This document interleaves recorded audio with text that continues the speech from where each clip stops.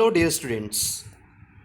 Today we are going to start from last stanza of this page, page number 51. See this. We started the poem. Please listen. In this poem, we learned in the first video of this poem that here a speaker, the speaker of the poem is a youngster, and he or she just tell to his or her parents to listen him, not any kind of advices or any help from them. Just he want to tell something, to listen something to his parents. See the last stanza of the poem. When you do something for me that I can and need to do for myself, you contribute to my fear and inadequacy. In this stanza, the word inadequacy means, याचा अर्थ मराठीमध्ये कम असा होतो. चला तर आपण ह्या स्टँजाचा भावार्थ जाणून घेऊया. When you do something for me that I can and need to do for myself, जे मी करू शकतो किंबहुना जे मी स्वतःसाठी केलेच पाहिजे, अशा गोष्टी जेव्हा तुम्ही माझ्यासाठी करता तेव्हा खरे तर तुम्ही मला मदत करीत नाही. You contribute to my fear and inadequacy. उलट ती गोष्ट करण्याची माझी भीती तुम्ही वाढवता आणि माझ्या अकार्यक्षमतेत न कळत भर घालता. अशा पद्धतीने ह्या स्टँजाचा भावार्थ आपण इथे घेऊ शकतो. नाव see next page, that is 52, page number 52. See this. But when you accept as a simple fact that I feel what I feel, no matter how irrational, then I can stop trying to convince you and get about this business of understanding what's behind this irrational feeling. Dear students, try to understand this stanza. In this stanza, the word irrational means what? See this word irrational feeling. See the word in glossary. Irrational means illogical or without any reason or base. आपण ह्याला मराठीमध्ये अविवेकी असं म्हणू शकतो. ज्याला logic नाही, ज्याला काही अर्थ नाही, तो म्हणजे irrational असा याचा अर्थ आहे. See the stanza. But when you accept as a simple fact that I feel what I feel, पहा, मला जे वाटते ते कितीही अविवेकी गैर वाटले तरी त्या माझ्या भावना आहेत. No matter how irrational, then I can stop trying to convince you. कन्व्हिन्सचा अर्थ तुम्हाला माहितीच असेल, पटवून सांगणं. तर ती तुम्हाला पटवून देण्यात मला माझी शक्ती खर्च करावी लागणार नाही. I can stop trying to convince you and get about this business of understanding what's behind this irrational feeling.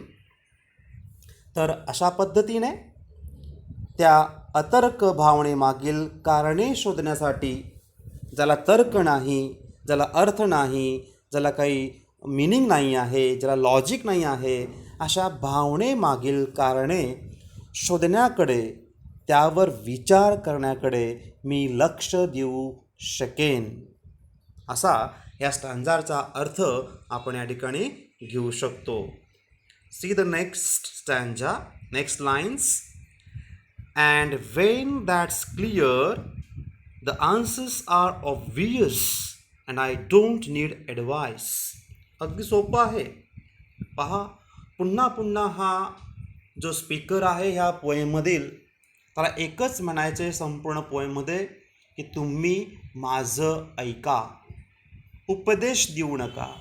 साहजिकच मित्रांनो, या वयोगटातील विद्यार्थ्यांचा अशा प्रकारे एक त्यांची अपेक्षा असते की सारखंच मला तुम्ही उपदेश देऊ नका, कधीतरी मी जे सांगतो ते ऐका.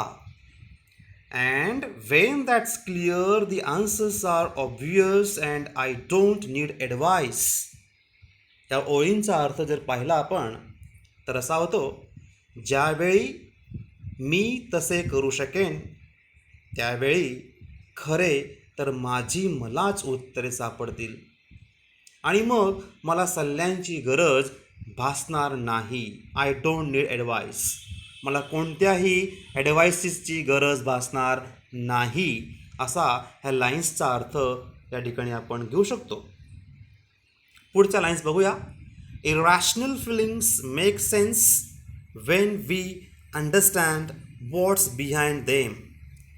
पहा, सोपं आहे की आपल्या अविवेकी भावनांमागील कारणे शोधली तर त्या आपल्याला समजून घेता येतात, त्यांचा अर्थ आपोआप उलगडतो. अशा प्रकारे ह्या लाईन्सचा अर्थ आपण घेऊ शकतो. पुढचं बघूया. Perhaps that's why prayer work sometimes for some people because God is mute and he doesn't give advice or try to fix things. A nice stanza, my dear students. पहा, खूप सुंदर हा स्टँजा कळवं ह्या पोएमचा आहे. Perhaps that's why prayer works. प्रेयरचा अर्थ तुम्हा सर्वांना माहितीच असेल, म्हणजे प्रार्थना. बघा, याचा अर्थ असा आहे, म्हणूनच कदाचित, perhaps that's why prayer works, देवाकडे केलेली जी प्रार्थना आहे काही वेळा अधिक प्रभावी ठरते. समटाइम्स इट वर्क्स, ती काम करते, ती प्रार्थना प्रभावी ठरते. कारण बिकॉज गॉड इज म्यूट, कारण देव कसा आहे म्हणे, मूक असतो, तो ऐकत असतो, फक्त ऐकतो, तो कोणतेही सल्ले देत नाही. He doesn't give advice or try to fix things. कुठल्याही प्रकारे तो ॲडवाईस देत नाही. He just listen. He is mute. अशा प्रकारे या ठिकाणी याचा अर्थ आपण देऊ शकतो. नेक्स्ट बघूया आपण लाईन्स. त्या लाईन्स अशा आहेत. God just listens and lets you work it out for yourself. फार सोपं आहे बघा. याचा अर्थ असा आपण घेऊ शकतो, तो फक्त लोकांचे गाऱ्हाणे शांतपणे ऐकून घेतो आणि प्रत्येकाला आपला मार्ग, आपला उपाय स्वतःच शोधू देतो. छान लाईन्स आहेत मित्रांनो. गॉड जस्ट लिसन्स, तो फक्त ऐकतो, अँड लेट्स यू वर्क, आणि तुमचं जे काम आहे हे आपलं काम आपण स्वतः करत असतो. It out for yourself, आपल्या स्वतःसाठी आपण ते कार्य करीत असतो. So please listen and just hear me. आणि म्हणूनच तुम्हीसुद्धा त्या देवाप्रमाणे मी जे बोलतो फक्त ऐका आणि माझं कार्य मलाच करू द्या. अशा प्रकारे हा मुलगा किंवा जो स्पीकर आहे तो आपल्या पालकांना समजावून सांगत आहे. लास्ट लाईन्स पाहूया. And if you want to talk wait a minute for your turn and I listen to you. पहा, याचा अर्थ आपण असं घेऊ शकतो, तेव्हा कृपया माझे बोलणे फक्त ऐकून घ्या आणि तुम्हाला जर काही बोलायचं असेल तर तुमची पाळी येईपर्यंत थोडे थांबा. त्यावेळी तुमचे बोलणे मी नक्कीच ऐकून घेईन. जेव्हा तुमचा टर्न येईल, when your turn is there, then I'll listen to you only. अशा पद्धतीने it's a nice poem. Please listen the title of the poem and the author is Annan Ninavi. अशा प्रकारचा ऑथर या ठिकाणी आहे. In this way, dear children, today here we finish the meaning of this poem. In coming video, we are going to learn the questions and answers as well as the English workshop of this poem. Thank you.